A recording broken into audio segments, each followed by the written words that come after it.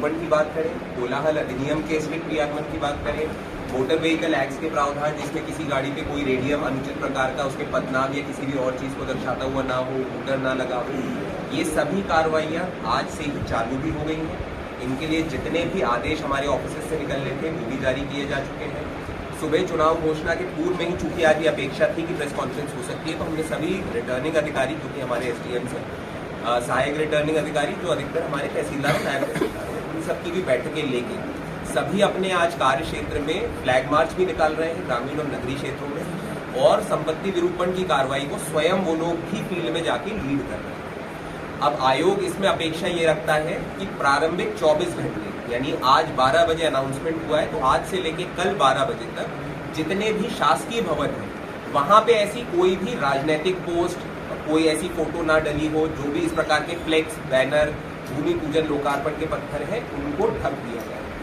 24 घंटे से 48 घंटे का जो पीरियड है वो पीरियड रहेगा जब तक हमें किसी भी प्रकार की पब्लिक प्रॉपर्टी पे हो चुके डिफेसमेंट को हटाना है, और 72 घंटे यानी आज से 3 दिन बाद तक की जो प्रक्रिया रहेगी, निजी प्रॉपर्टीज जहां पे भवन स्वामी की अनुमति के बिना अनाधिकृत रूप से कोई राजनीतिक चीज डाली गई है वो हटाने की कार्रवाई होगी। सभी रिटर्निंग अधिकारियों के दल जो विरूपण के बने हैं उनके आदेश यहीं से निकले हैं। नगरीय क्षेत्रों में मूलतः राजस्व अधिकारी समन्वय करेंगे सीएमओस के साथ, ग्रामीण क्षेत्रों में वो समन्वय कर रहे हैं सीओ जनपदों के साथ। इसी प्रकार से कोलाहल अधिनियम के अंतर्गत भी राजस्व अधिकारी, पुलिस अधिकारी दोनों को अधिकृत किया गया है, वो लोग सक्षम रहेंगे कार्रवाई करने के लिए, और सतत रूप से ये कार्रवाइयाँ पूरे आचार संहिता के दौरान चालू रहेंगी। जिले में पूर्व की ही भांति 3 मुख्य हमारे inter state barrier check point है। एक अटार में जो हमारा नया पुल बन चुका है उसका संयुक्त निरीक्षण भी पूर्व में मैं और एसपी साहब कर चुके हैं। उसेत में जो हमारा निर्माणाधीन पुल वाला एरिया है वहाँ वाला एरिया भी हम लोग संयुक्त निरीक्षण एक बार करके आए हैं। अलावेली तो चूंकि एनजीटी के कारण रेत की हमारी लगातार वहाँ पे कार्रवाइयाँ चली रही थी तो वो भी हमारे संज्ञान में है। सभी चेक पॉइंट पर हम लोगों ने सीसीटीवी अधिक उसेत में अभी इंस्टॉल हो रहे हैं, अलावेली और इस पे तो चालू है, हमारे सीसीटीवी भी है वहाँ पर। बाकायदा एक व्यक्ति को थोड़ा सा एक विजिबली भी थोड़ा मैसेज जाए तो बोरी के पीछे जैसे एक अपन सिक्योरिटी गार्ड संतरी खड़ा करते हैं गन के साथ, तो वो व्यवस्था हम लोगों ने पूरी रखी है। वहाँ पे जो स्टाफ भी डिप्लॉयड है उन लोगों के भी बेसिक जो इश्यूज हैं उनको हम लोगों ने मौके पे ही जाके एड्रेस किया। चंबल और विशेषकर मुरैना हमेशा लॉ एंड ऑर्डर की दृष्टि से आयोग की नज़र में थोड़ा सेंसिटिव होता है, इसलिए पुलिस के साथ सतत समन्वय आपने भी देखा होगा पिछले 1 महीने से, चाहे किसी भी प्रकार की ट्रेनिंग हो, मैंने यही प्रयास करा है कि इस ऑफिस में और रिटर्निंग अधिकारी लेवल पे भी पुलिस काउंटरपार्ट साथ में बैठे। कोऑर्डिनेशन टीम का बहुत अच्छा है। एसपी साहब की तरफ से भी सतत कार्रवाइयाँ हो रही हैं। विगत कुछ दिनों में हमारे अवैध शराब, अवैध हथियार की फैक्ट्रियाँ पकड़ने की भी कार्रवाई हुई है, और मैं पूर्णतः आश्वस्त हूँ कि जिस प्रकार से उनका अमला लगा हुआ है और साथ में बाकी सभी विभागों से उन्हें समन्वय प्राप्त हो रहा है, आगे आने वाले समय में भी कोई भी इस प्रकार की गतिविधि जो निष्पक्ष और शांतिपूर्ण निर्वाचन को बाधित कर सकती है, ऐसी हर गतिविधि पे ना सिर्फ हमारी नजर रहेगी बल्कि हम उसको प्रभावी रूप से रोकेंगे। धार्मिक क्षेत्रों का ना तो राजनीतिक प्रयोजन के लिए यूज किया जाएगा, ना वहां पे इस प्रकार के कॉन्ग्रेगेशन हो जो इस प्रकार की चीजों को एड करें। वो हमारे सर्वेलेंस में भी रहेगा, रिटर्निंग अधिकारी लेवल पे भी, पुलिस के लेवल पे भी। यदि ऐसी कोई भी घटना रिपोर्ट हुई, सभा स्थलों का चयन हो चुका है। सभा स्थल के लिए सिंगल विंडो अनुमति सिस्टम जारी करने के लिए सभी रिटर्निंग अधिकारियों के यहाँ कंट्रोल रूम बनाए जा चुके हैं। अनुमतियां जितनी भी जारी की जाएंगी वो समस्त ऑनलाइन रहे, तो यदि कोई जनप्रतिनिधि या कोई पार्टी विशेष अगर ऑनलाइन करने में कंफर्टेबल नहीं भी है तो भी वो हमारे रिटर्निंग अधिकारियों के यहाँ जाकर अपनी ऑफलाइन आवेदन दे सकते हैं, जिसके आधार पे उन्हीं के सामने उसको ऑनलाइन एक्सरसाइज के 2 विशेष क्राइटेरिया थे। पहला, वल्नरेबल क्षेत्रों की मैपिंग करना, ऐसे प्रकार के क्षेत्र जहां या तो ऐसी आबादी है जो किसी अन्य वर्ग विशेष को दबा सकती है, या ऐसे लोग निवास करते हैं जिनको कोई अन्य आके दबा सकता है, यानी डराने वाला और डरने वाला के आधार पे हमें क्षेत्रों को कुल मिला के 305 ऐसे क्षेत्र चिन्हांकित हुए जिन्हें हम वल्नरेबल कहेंगे।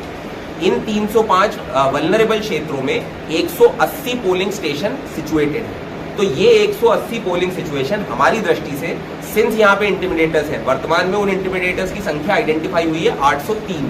ये 803 लोगों को बॉन्ड ओवर भी सक्षम प्राधिकारियों द्वारा, लेकिन ये संख्या अभी और बढ़ेगी क्योंकि वल्नरेबिलिटी मैपिंग का एक बहुत महत्वपूर्ण घटक आयोग की प्रक्रिया के हिसाब से तब भी लागू होता है जब पार्टियों द्वारा कैंडिडेट डिक्लेयर होते हैं।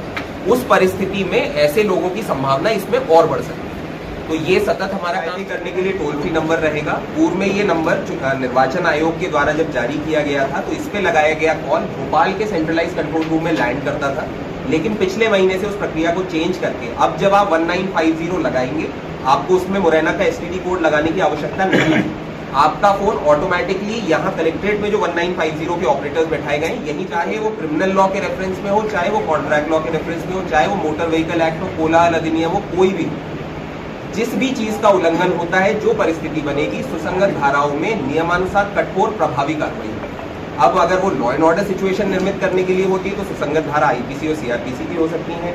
यदि कहीं पे डीजे रात में 12:30 बजे बजता है, किसी धार्मिक स्थल का किसी गलत चीज के लिए उपयोग होता है, वहां पे लाउड स्पीकर बजता है, वो कोलाहल अधिनियम में हो सकता है। तो अधिनियम चेंज हो सकते हैं, लेकिन नियम से निर्धारित अगर किसी भी चीज का उल्लंघन होगा तो कार्रवाई निश्चित ऐसी चीज डालता है जो कि किसी भी प्रकार से चुनाव को स्वे कर रहा है, तो बिल्कुल उस पर कार्रवाई होगी, लेकिन सुसंगत धाराओं में होगी। तो मैं इसलिए specific case wise social media में वी विल हैव टू सी किस प्रकार का कंटेंट करता। आप लोग विगत 11 माह के मेरे कार्यकाल में बहुत बड़ा मेरे लिए सपोर्ट हो रहे हैं।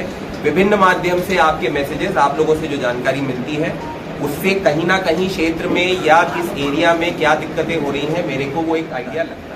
इस दौरान भी, इस निर्वाचन प्रक्रिया में भी हम और आप अलग अलग नहीं चलेंगे, हम साथ मिलकर ही काम करेंगे। समन्वय टीम का आपस में बना रहना मैं अपेक्षित रखता हूं। और आप लोगों के पास कोई भी ऐसी जानकारी हो जो किसी भी प्रकार से हम लोगों के काम को सुगम बना सकती है, निर्वाचन की प्रक्रिया में हमारा सहायता दे सकती है, निसंकोच आप मेरे संज्ञान में ले आए। पूर्व की ही भांति इसमें यह भी कहूंगा, फोन ना उठे, मैसेज डाल के रखें। आपका लिखा हुआ एक अक्षर भी जो आप टाइप कर रहे हैं, आपकी मेहनत बर्बाद नहीं जाती है। मैं हमेशा मैसेज पढ़ता हूं। तो ये जानकारी मुझे आप लोगों से मिलती रहे, क्योंकि क्षेत्र बड़ा है। 1702 से भी बढ़ के अब हमें 1705 मतदान केंद्रों को डील करना है। हमारे यहाँ पे वैरायटी ऑफ जो है वो मतदान केंद्र क्षेत्र है। जब मैं पुराने निर्वाचन गतिविधियों की समीक्षा कर रहा था, वोटिंग परसेंटेज विशेषकर कहाँ कम ज्यादा था, तो ये समझ में आता है कि एक जिले के विदिन ही हमारे जो विधानसभा क्षेत्र हैं वो अपने आप में बहुत अलग रिफ्लेक्शन है। यदि हम कुछ एक क्षेत्र की बात करते हैं, वहां से लोगों का पलायन एक अलग ही क्षेत्र में होता है, आर्मी मिलिट्री में निकलने वाले लोग हैं। दूसरे क्षेत्र से हम बात करते हैं तो अहमदाबाद मोरबी की तरफ ज्यादा निकलता है। एक तीसरा क्षेत्र है, वहां बात करते हैं तो बॉम्बे बेंगलोर की तरफ व्हाइट कॉलर जॉब्स में ज्यादा है। तो इसीलिए इस जिले का बहुत ही डाइवर्स परिवेश है। निर्वाचन प्रक्रिया और उसकी प्लानिंग भी इसलिए हर विधानसभा क्षेत्र के हिसाब से ही पिछले 2 महीने में लगातार मीटिंग्स, ट्रेनिंग्स करके हम लोगों ने कराई है। और अभी भी जो हम अपने एक्सपीरियंस से सीख रहे हैं, टीम निरंतर उस आधार पे क्षेत्र की जो जरूरत है उसके हिसाब से अपनी स्ट्रैटेजी को लगातार इवॉल्व कर रही है।